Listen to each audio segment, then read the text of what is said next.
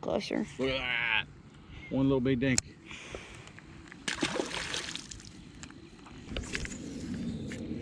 Those of you viewers that are pond hoppers, a Zoom Super Fluke is killer in a pond, especially right after the spawn.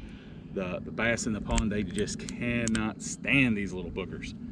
This one here I think is actually a Yum Houdini shad, but any sort of fluke style bait, just rigged weightless and just twitch it, man, it can be a lot of fun.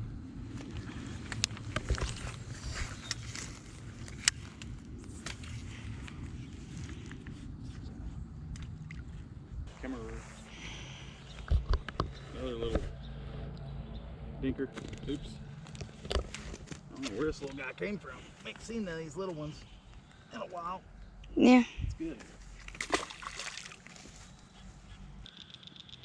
If you catch one more, we're gonna trade. Well, I'm gonna catch one more. I ain't too worried about that. Want to trade right now? Yep. Let's go for it.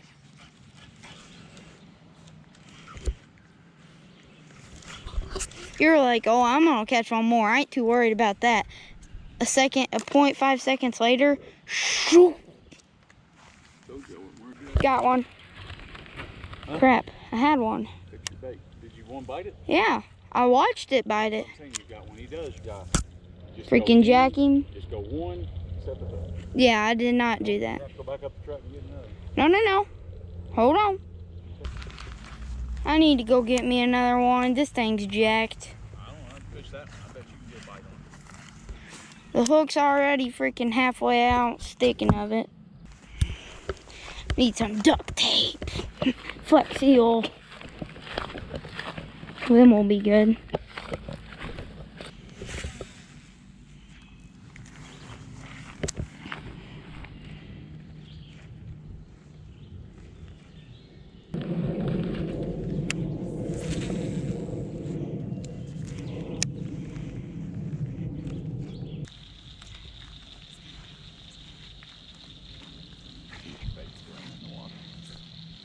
Not hard.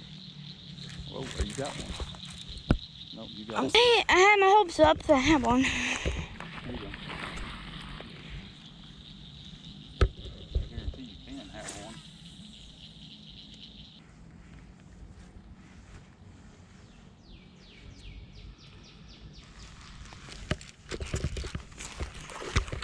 Dang it!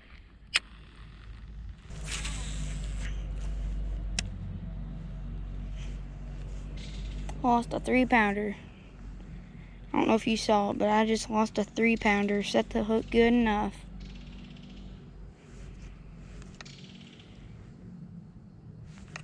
You know why this bait's effective right now? What? Because there is a bluegill spawn going on. Did you bring 2 more or just one? Just one. Alright. And when there's a bluegill spawn, a fluke and a Nico rig are almost always good. I can tell I'm gonna be throwing a fluke for a while. Catch him, I reckon. I ain't seemed to get a bite ever since the other side of the pond. I thought ever since I gave this a break, it might get better on the left.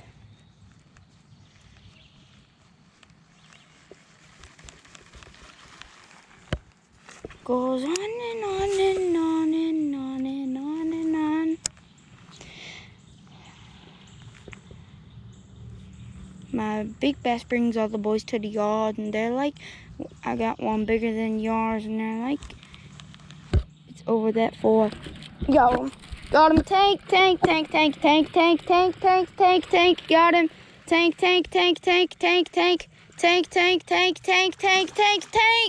Boom!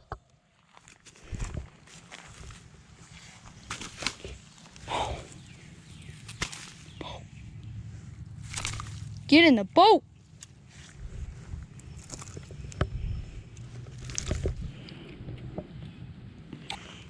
Boom.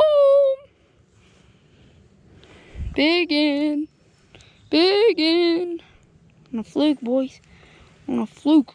He went num to that fluke. Let's get him back in the water before the dog gets over here. Yeah, the dogs are coming over here. Let's get him back in. All right, come on, buddy. Again, thank you all so much for watching, tuning in with us. Watching me and my dad pond fish that farm pond down there a little bit. As you can tell, we caught a couple, 3 or 4 fish. My dad caught a couple, 3 or 4, and I caught only 1 though, but that one was like a solid fish.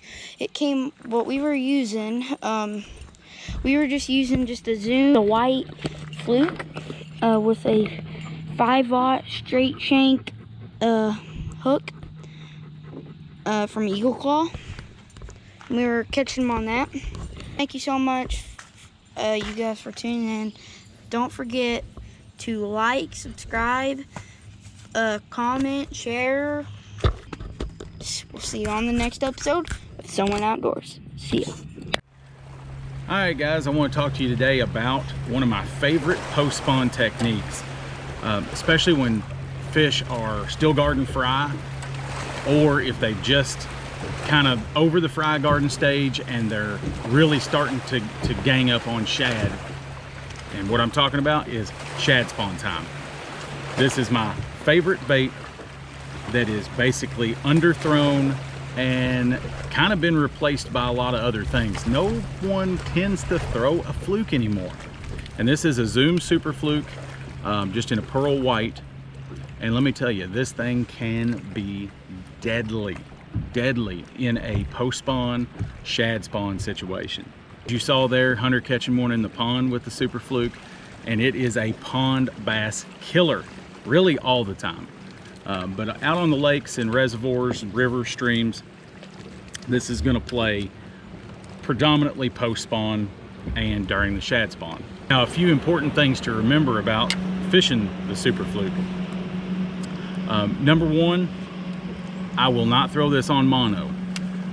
If I am fishing schooling fish where I want to keep this bait up on top, then I would throw it on mono, which helps float the bait up a little higher and it keeps the bait basically on top.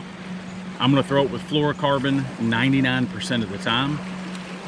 If I want to get it deeper, I will throw a lighter fluorocarbon, like a 10-pound test, and even down to 8 at times. Typically put a 4-aught straight shank, and I believe it's the Trocar HD worm hook, but it's just a straight shank, no EWG. You can throw it with an EWG, but in cover, and which is what we're fishing today, heavier cover, laydowns, things like that, I do like to have that straight shank hook. I just feel like I get that bait to roll less and hang up less. I'm going to throw this on a 7-foot rod. This is a moderate to medium action rod. Got a fairly fast tip, good forgiveness in the tip, and I can really crack that bait and get that bait walking side to side.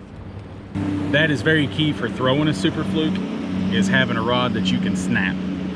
Typically gonna fish it with a relatively high speed reel, something that I can pick up a lot of line quick, because the hook set is the most crucial part of fishing a fluke.